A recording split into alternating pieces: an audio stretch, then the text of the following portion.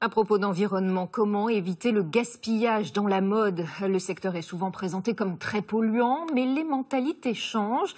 Exemple avec les stocks dormants, les surplus de tissus et de cuir des grandes maisons étaient auparavant détruits. Des entreprises franciliennes se sont spécialisées dans leur revente. Claire Coach, Guillaume Le Gouic. Là, tu vas avoir aussi un très bel article. Robin Nozé est en pleine recherche de son coup de cœur chez son fournisseur préféré. Un déstockeur qui revend les cuirs des grandes maisons de mode 30 à 70% moins cher que les prix du marché. Le créateur prépare sa prochaine collection de sacs à main et accessoires de maroquinerie. En termes de mètre carré, de prix au mètre carré, parce que le cuir c'est un prix au mètre carré, une peau comme celle-ci nous aurait coûté environ 130 euros peut-être le mètre carré. Et ici, on va l'acheter autour de 45 euros, 42 euros. Ces cuirs dormaient dans les réserves des ateliers de luxe.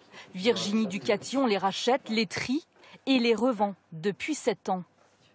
On les sectionne un à un, finalement.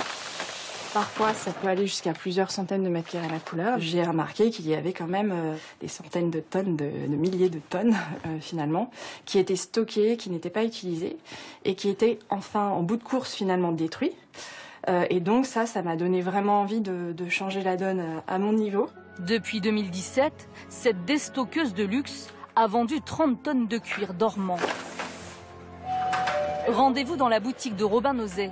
En achetant ces cuirs inutilisés, il réalise entre 1 000 et 5 000 euros d'économie pour créer une collection complète. On arrive sans idée préconçue chez notre fournisseur, on va construire notre collection en fonction de ce qu'ils ont disponible. Et parfois on peut avoir un coup de cœur sur une couleur, donc on va utiliser par exemple une couleur aussi forte que celle-ci.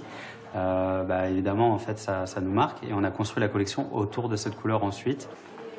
Revendeur de stock dormant, un nouveau métier qui se développe de plus en plus.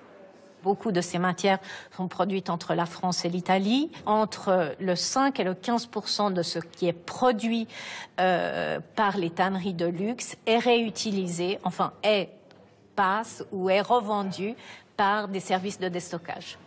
Le marché des stocks dormants représente une véritable mine d'or.